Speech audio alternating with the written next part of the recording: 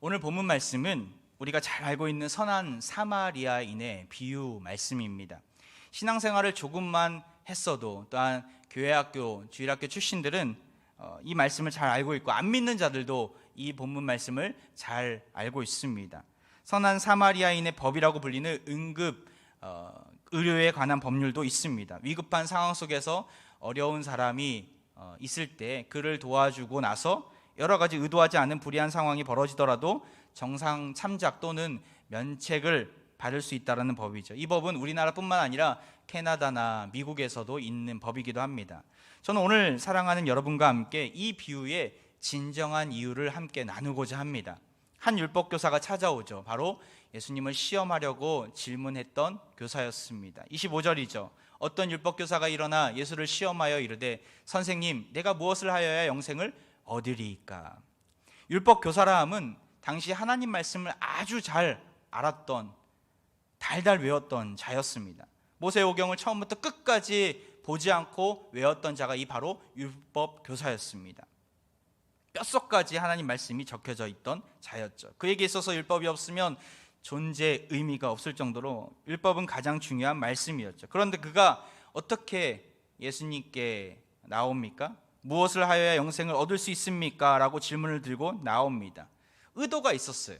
바로 예수님을 시험하고자 했던 질문이었죠. 철저하게 그는 무엇을 해야지만 구원을, 영생을 얻을 수 있다라고 여겼기 때문에 이러한 질문을 하고 나간 것이죠.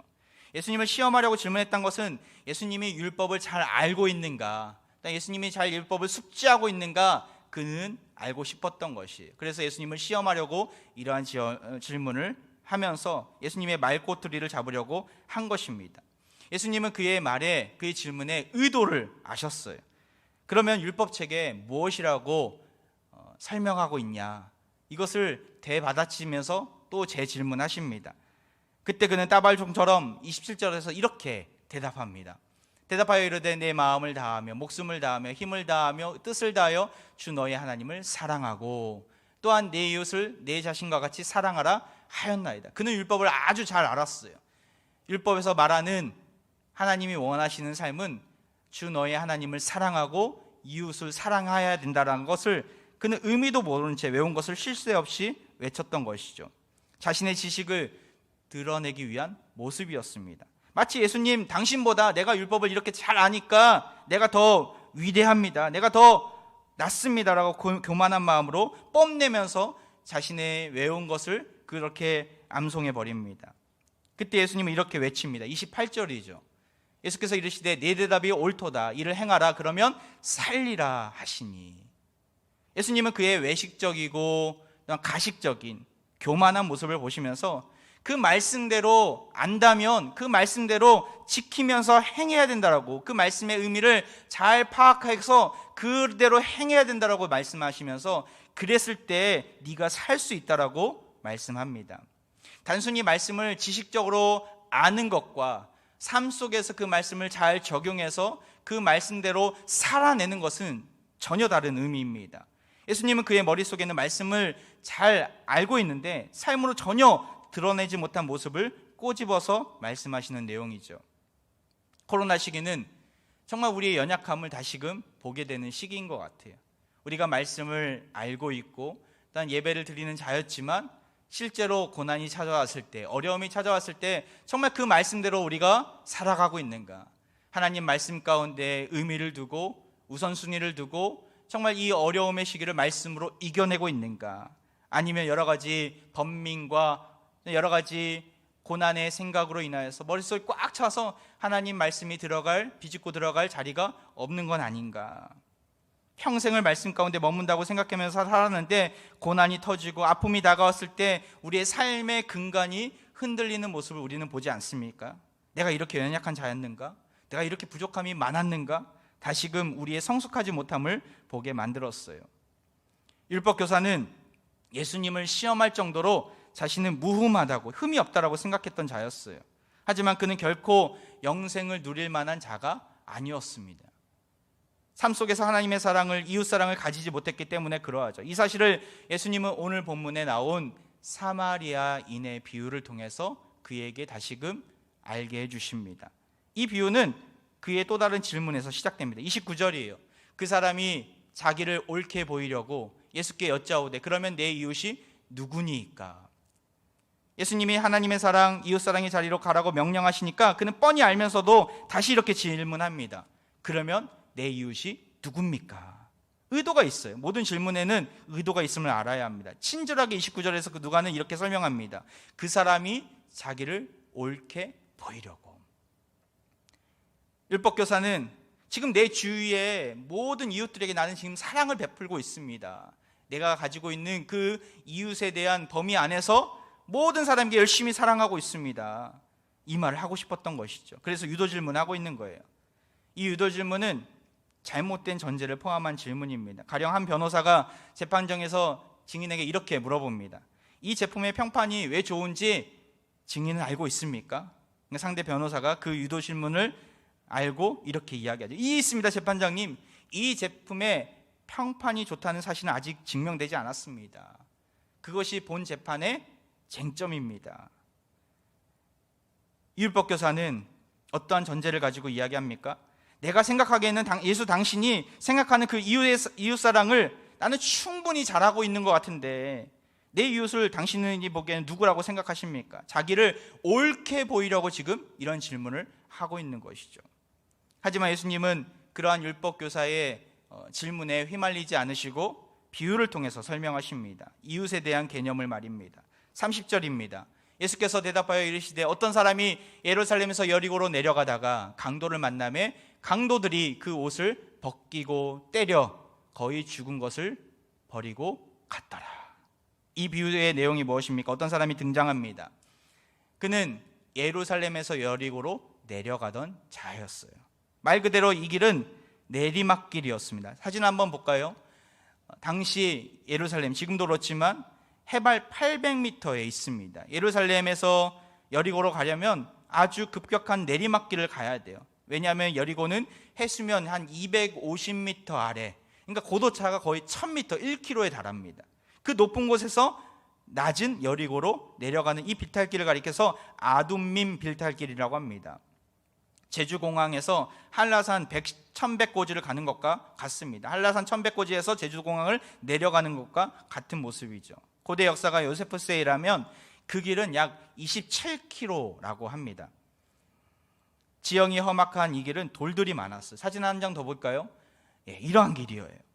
돌들이 많고 사막 지역을 꼬불꼬불하게 지나가기도 했고 주변에는 동굴들이 참 많았다고 합니다. 강도들은 그 동굴에 몸을 감추고 여행객들을 기다리고 있었어요. 왜 그렇습니까? 바로 그 여행객들의 모든 가진 것들을 빼앗으려고, 그를 죽게 만들려고.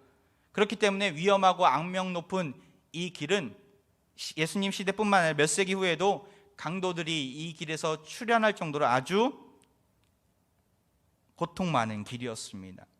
예수님 당시에 시대가 악했기도 했지만 당시 먹고 사는 문제가 너무나 컸어요. 빈부격차가 심했고 너무나 살기 힘든 시대였어요. 어떻게 하면 호시탐탐 남의 것을 훔칠 수 있을까, 내 것으로 만들 수 있을까. 도둑들과 강도들이 득세했던 시대가 이 바로 예수님이 살던 시대였어요. 그러한 시대 속에서 한 사람이 그 길을 가다가 강도들을 만나게 됩니다. 강도들은 그의 옷을 벗기고 죽도록 그를 때립니다. 가진 것을 다 가져가고 그는 거의 죽은 시체처럼 내동댕이 쳐졌습니다.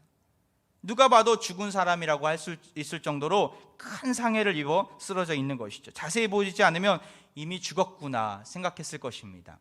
그런데 그때 천만다행으로 종교 지도자의 최고 등급인 제사장 한 사람이 그 길을 지나가게 됩니다. 31절이죠. 마침 한 제사장이 그 길로 내려가다가 그를 보고 피하여 지나가고. 제사장은 예루살렘에서 여리고로 내려가던 중이었어요. 아마도 예루살렘에서 제사를 다 주어진 사명을 감당하고 여리고로 내려가서 거기서 쉬려고 했겠죠. 여리고엔 당시는 많은 종교인들이 살았어요. 한 12,000명 정도나 되는 많은 레위인과 제사장이 살았다고도 합니다. 이 제사장도 그 중에 한 명이었겠죠. 사실 그 제사장이 여리고로 살았느냐 안 살았느냐는 중요하지 않습니다. 지금 중요한 것은 이 강도 만난 자를 보고 제사장이 한 행동이었어요. 어떻게 했습니까? 우리말 성경에는 세 가지 동사로 나오죠. 보았고, 피하였고, 지나갔다. 근데 이 헬라어 성경에 보면 두 가지 동사예요. 보았고 피하여 지나갔다. 한 동사예요. 이 피하여 지나갔다라는 것은 정확하게 한 의미로는 반대편으로 갔다라는 의미가 담겨져 있어요. 자기가 내려가던 길 말고, 계획했던 길 말고 딴 길로 갔다라는 거예요. 왜 그랬을까? 어떠한 성경학자들은 제사장이 성결한 신분이었기 때문에 부정한 시체를 만지면 안 되기 때문에 종교적인 신념을 가지고 이 시체를 피하여 갔다라고도 합니다. 일리 있는 설명입니다. 또 어떤 주석가들은 이렇게 이 단어를 보면서 이렇게 표현하기도 합니다. 그가 딴 길로 갔다는 것은 출몰할 강도가 나타날까 봐 두려워서, 그는 지금 그 강도 만난 자의 모습을 보고도 두려워서 딴 길로 피하여 갔다라고 이야기합니다. 중요한 것은 그가 그 강도 만난 자를 외면했다라는 거예요. 외면했다라는 거예요. 이 비유를 듣는 율법교사는 얼굴이 어두워졌을 것입니다. 율법대로 하면 그 이웃사랑의 모습을 보여야 되는 그 종교 지도자, 제사장은 그를 살렸어야 되는데, 이야기를 듣는 내내 제사장은 반드시 도움을 줄 것이라고 생각했지만 그의 희망은 산산이 무너지게 됩니다. 자신의 종교적인 신념과 두려움으로 죽어가던 그 백성을 멀리하고 도망가는 제사장, 너무나 매정했죠. 제사장은 그를 외면하고 딴 길로 가게 됩니다. 그리고 또 누가 등장합니까? 32절입니다. 또 이와 같이 한 레위인도 그곳에 이르러 그를 보고 피하여 지나가되. 똑같은 단어가 여기 쓰여져 있습니다. 제사장이 행동했던 모습과 똑같은 모습이죠. 그도 종교 지도자였지만, 제사장을 돕는 성전에서 일을 하던 레위인이었지만 별 수 없는 사람이었어요. 철저하게 자기중심적으로 생각하고 자기에게 피해가 올까 봐 그는 도망갔고 도움의 손길을 내밀지 않았습니다. 그런데 그때 누가 등장합니까? 33절입니다. 어떤 사마리아 사람은 여행하는 중 거기 이르러 그를 보고 불쌍히 여겨. 사실 사마리아인이 그 길을 여행하는 것은 매우 드문 일이었습니다. 왜냐하면 당시 사마리아인과 유대인들은 앙숙이었어요. 서로 상종을 하지 않았어요. 유대인들이 잘 다니던 길을 사마리아인들은 걷지 않았고, 사마리아인들이 잘 다니던 길을 유대인들은 걷지 않았어요. 엄밀히 말해서 유대인들은 그들을 개, 돼지처럼 멸시했기 때문에 서로 마주치지 않으려고 했어요. 사마리아인이 누구입니까? BC 721년경에 아수르에 의해서 이스라엘이 멸망당하게 됩니다. 아수르는 민족 말살 정책을 피면서 어떠한 방법으로 유대인의 혈통을 끊었냐면 바로 혼혈 민족을 만드는 방법이었어요. 아수르인과 유대인과 결혼시키는 방법이었어요. 유대인들은 아수르인 이 이방인들과 강제 결혼을 하게 됩니다. 그러면서 혼혈인들이 생겨나게 되는데 그들이 바로 사마리아인들이었어요. 유대인들은 그들을 짐승만도 못한 자들로 여겼어요. 신앙의 지조를, 육체적인 지조를 지키지 못했다라고 여기면서 항상 배척했고 불결하게 여겼으며 침을 뱉고 욕을 해댔던 모습이 있었습니다. 하지만 예수님은 사마리아 사람들을 멀리하지 않으셨어요. 그들을 긍휼히 여기셔주셨고 만나주셨고 치유해 주시기까지 했습니다. 사마리아인들은 유대인들을 향한 쓴뿌리와도 같은 상처와 아픔을 가지고 있었어요. 그런 사마리아인이 그 길을 지나가다가 한 사람이 강도 만난 자를 보게 됩니다.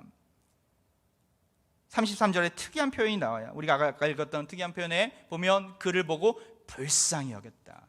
앞서서 보았던 제사장과 레위인하고는 전혀 다른 마음이었죠. 불쌍히 여겨. 이 스플랑코 리조마이라는 단어는 창자가 끊어질 듯한 아픔을 가지고 그를 연민의 마음으로 보았다라는 거예요.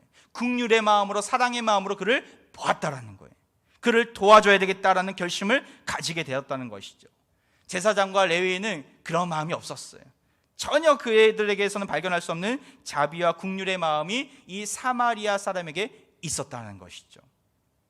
결국에는 강도 만난 자에게 있어서 그는 생명의 은인이 되어줍니다. 34절에 아주 구체적으로 어떻게 그를 도와주는가가 나오죠. 제가 이 말씀을 보면서 34절, 35절의 말씀을 보면서 총 7가지의 그의 모습, 태도를 보게 됩니다. 먼저는 가까이 가게 됩니다.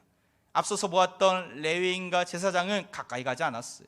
그를 보고 완전히 반대길로, 다른 길로 멀리하면서 가게 되죠. 도망가지 않고 그에게 가까이 갑니다. 두 번째로 기름과 포도주를 그 상처에 붓게 됩니다. 왜냐하면 기름과 포도주는 고통을 진정시키고 감염을 억제해주는 효과를 가졌기 때문에 말 그대로 약품의 역할을 갖기 때문에 그 기름과 포도주를 붓고 그 상처를 감염을 막아줍니다. 그리고 세 번째로 보면 상처를 싸매어주죠. 아마 붕대가 없었을 거예요. 길 가다가 어떻게 붕대가 있었겠습니까? 자신이 가지고 있던 옷을 찢었겠죠. 가지고 있던 두건을 잘랐겠죠. 그리고 그 옷을 찢어서 붕대로 삼았을 것입니다. 나아가 자기 짐승에 태워 그는 이동하게 됩니다. 그 험한 길을 빨리 피해야 되니까 자기가 타고 왔던 그 짐승에서 내려서 그를 오히려 태워줌으로써 그 험한 길을 지나갈 수 있도록 도움을 줬다라는 거예요. 어디로 갑니까? 주막으로 데려갔다. 우리말에 의하면 이건 주막이라고 하는 판도케이온이라는 단어를 그렇게 해석하는데, 사실 여관보다도 한 등급 위에 있는 거의 모텔, 좀 더 좋은 숙소이기도 합니다. 거기 가서 어떻게 합니까? 이튿날까지 밤새 그를 돌보아 줍니다. 섬김의 클라이막스는 35절에 나옵니다. 그 이튿날 그가 주막 주인에게 데나리온 둘을 내어주며 그 이르되 이 사람을 돌보아 주라. 비용이 더 들면 내가 돌아올 때까지 갚으리라 하였으니. 주막 주인과 계약서를 작성해요. 데나리온 둘을 주면서, 데나리온 둘은 그 둘은 한 이틀치에 해당하는 노동자의 싹시였는데 여간비로 쓴다면 한 2주 동안 버틸 수 있는 금액이었어요. 그의 필요를 채워주고 이렇게까지 약속합니다. 비용이 더 들면 내가 돌아올 때 갚으리라. 끝까지 그가 책임져 주겠다라는 의미가 담겨져 있는 약속이었죠. 사마리아인은 강도 만난 그를 만나본 적이 없는, 일면식도 없는 사람이었어요. 하지만 가족보다도 더 큰 사랑을 가지고 그 어떤 이웃보다도 더 큰 긍휼의 마음을 가지고 그를 돌보고 그의 앞길까지도 책임져 주는 모습이 있었다는 것이죠. 율법교사에게 주님은 묻습니다. 이 세 사람 중에 누가 강도 만난 자의 이웃이 되겠느냐? 이 질문은 이야기를 들은 율법교사의 질문이 얼마나 잘못된 질문인지를 반박하는 질문이기도 해요. 무슨 말입니까? 율법교사는 무슨 질문했어요? 처음에 이 비유에 앞서서 내 이웃이 누구입니까? 나 중심의 이웃을 생각했어요.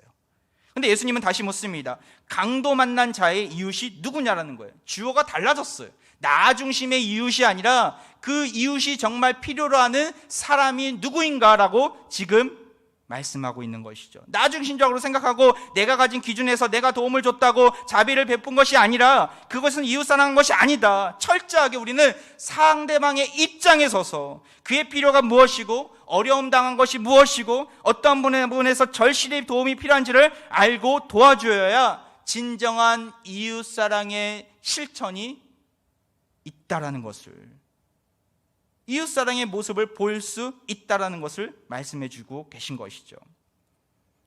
율법교사는 여태껏 자신은 하나님을 사랑하고 이웃을 사랑하는 계명을 철저하게 지켜놓으라고 고백했지만 실상은 자기중심적으로 판단하고 자기만의 잣대를 만들어서 자기가 원하는 방식대로 또한 이웃을 재단질하면서 내가 원하는 이웃들에게만 사랑을 실천했을 것입니다.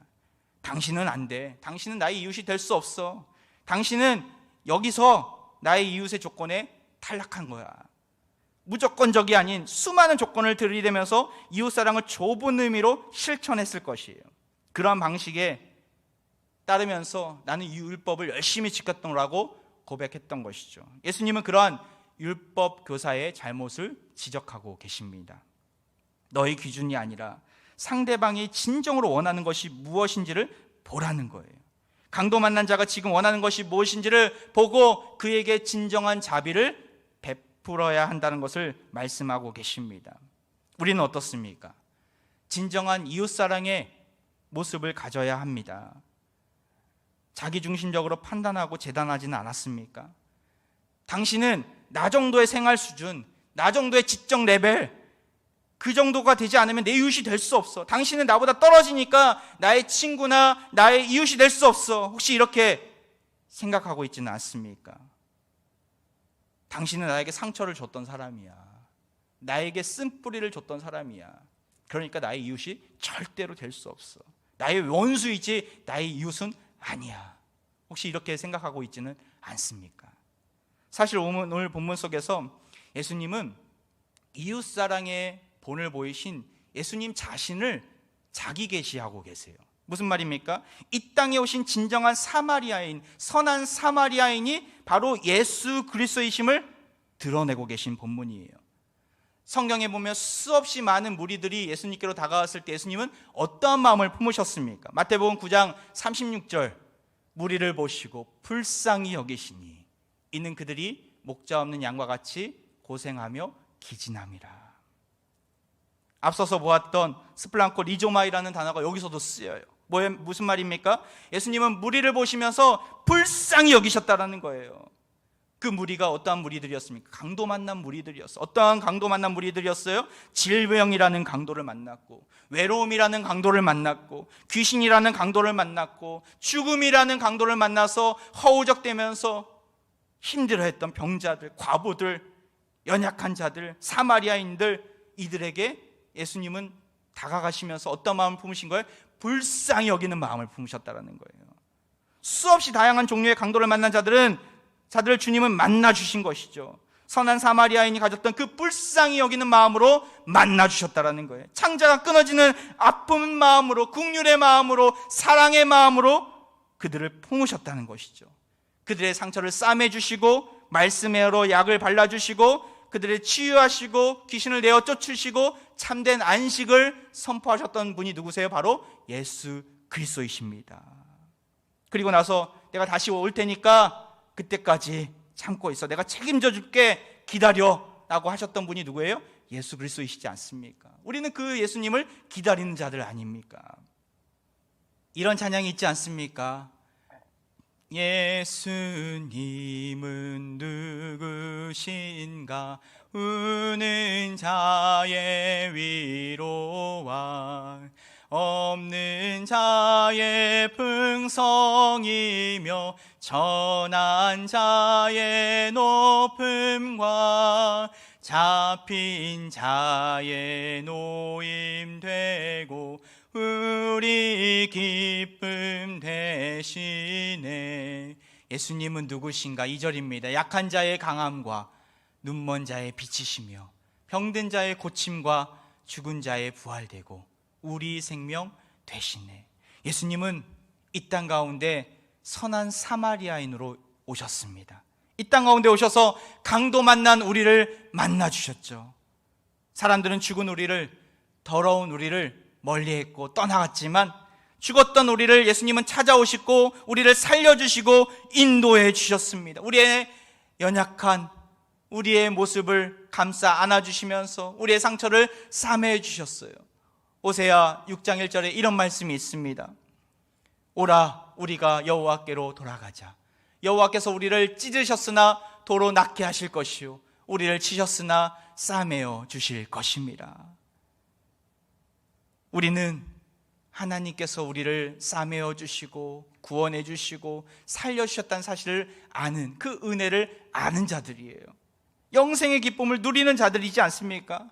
하나님의 사랑을 받은 우리는 우리 주위의 연약한 자들에게 손을 내밀어 줘야 합니다. 그들에게 이웃사랑의 모습을 보여줘야 합니다. 따뜻한 사랑의 말 한마디, 격려의 말 한마디, 작은 도움의 손길을 강도 만난 자들에게 내밀어 줘야 합니다.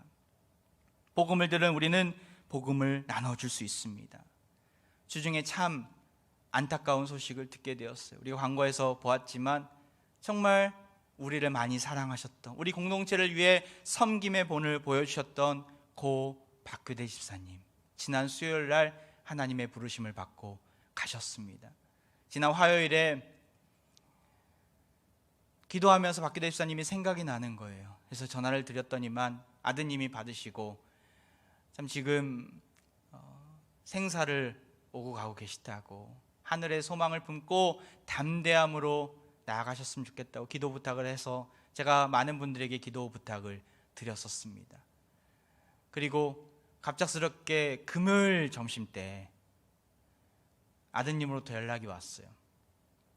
너무나 죄송하다고, 아버님의 유지에 따라서 지금에야 알리게 되었다고, 지난 수요일 날 하나님의 부르심을 받고 가셨는데 오늘까지 장례 절차를 다 마치고 이제서야 연락드리겠다고. 아니 그럴 수 있냐고, 어떻게, 너무나 죄송하다고 아드님이 그러시더라고요. 아버님께서 살아생전에 지금 코로나 시기이고 또한 사랑하는 아내 황금순 권사님이 돌아가신 지 4개월밖에 되지 않았기 때문에 혹시 자신이 떠나게 되면 성도들에게 또한 교회에 나중에 알렸으면 좋겠다고 그렇게 말씀하셨다고 하더라고요.